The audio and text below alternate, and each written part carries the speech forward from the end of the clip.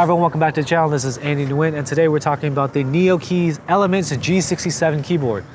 This is a full aluminum gasket mounts, clacky gasket mounts, 65% keyboard, and it runs $260 to $280. Stay tuned.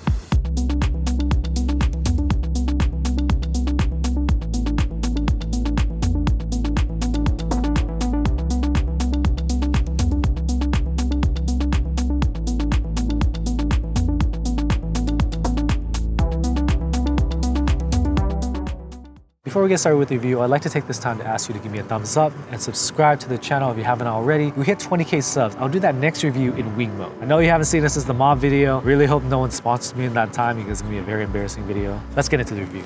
I know some of you just want a quick review. What do I think of this board? I like it. I like the fact there's a gasket mount. I like the fact there's low front height. I like the typing experience on it a lot. It's very even and very comfy to type on, even though it's a carbon fiber blade.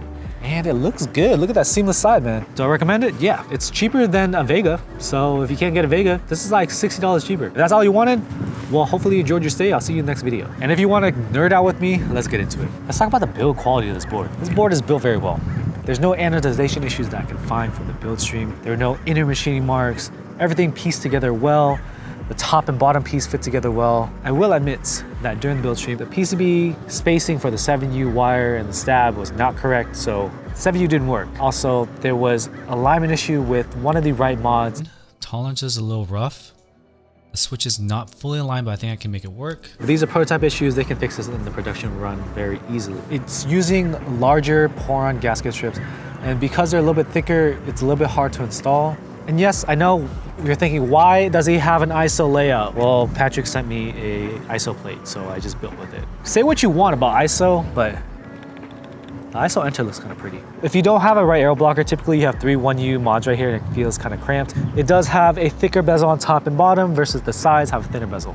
One of the main draws of this board is the fact that it's a seamless side. Beautiful. The USB-C cutout will be updated for the final design. This is kind of big. It will be more tightened up. Sound and feel, my favorite section. The sound and feel of this board is really nice. It's a clacky gasket mount. So let's roll the sound test now.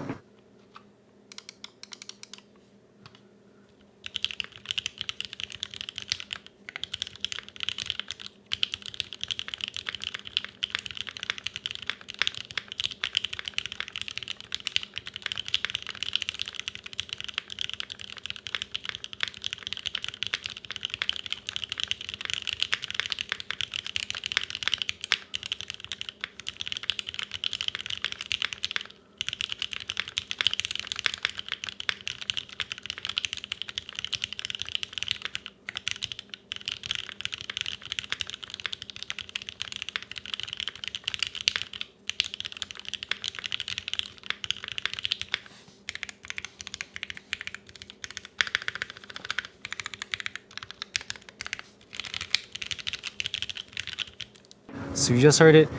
This gasket mount, for some reason, doesn't have that deep sound that is akin to the Vega, the Polaris, and the Mode.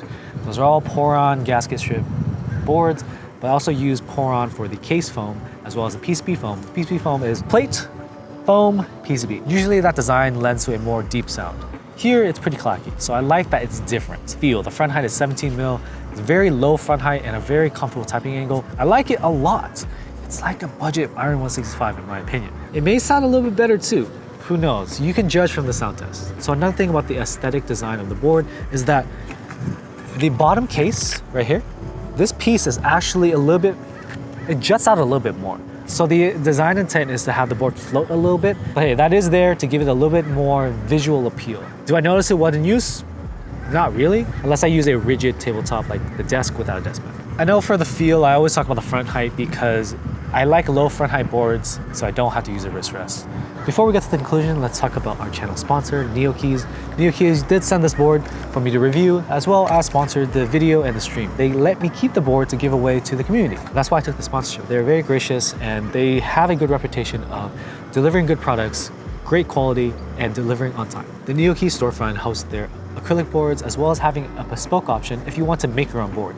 You can make one out of acrylic, you can make one out of aluminum. You just pay Patrick and he'll design and manufacture one for you. And if you got it like that, feel free to use NeoKeys to make your keyboard dreams come true.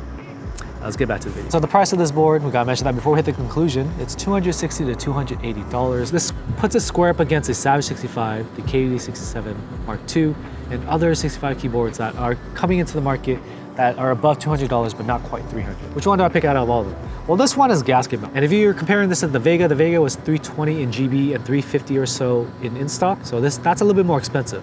I think this gives it a run for its money. So this is cheaper than the Vega, and it has the gasket mount and it has a seamless side. So I think it's a pretty solid option. I definitely would take it over the G67 Mark II. And the 1265 doesn't really hold a candle to this board. It is cheaper, but this is pretty nice. Are there better boards for less?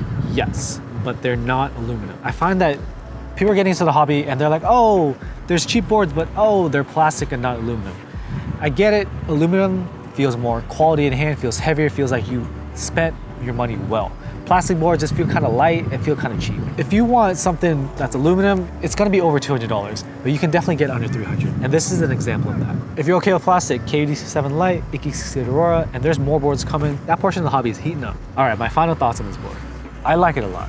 I really like the fact that Patrick made sure to get a board with a low front height and most comfortable, cushiony gasket mount experience. And I like that it's clacky rather than deep. I'm getting a little bit tired of the gasket mount sound in all of my boards. The carbon fiber plate that we built with looked beautiful and it does a great job. Of course, there were some issues with fitment. We got it to work. I'm sure there won't be those issues during the production run. With the carbon fiber plate, it won't physically deflect in the case where you can press it down and you'll see it, but the gasket mount will make it soft overall. I do like the gasket mount implementation here, but with the thicker gaskets, it doesn't feel too rigid. It actually feels pretty comfortable. I definitely think the value of this board is here. $260 to $280 for this board is a great deal to get the seamless sides, to get the gasket mount, and to get this kind of quality. You can step up and pay more for the more expensive options if you want, but I think this is a good sweet spot for the community. And most importantly of all, low front height. It's nice, it's nice. All right, thank you for watching the video. Hopefully you learned something about keyboards today. Please give me a like if you like this kind of content. Subscribe if you want to see more. There's a channel member option if you'd like to support that way. Hopefully I see you on the stream. I'll see you in the next video. Peace.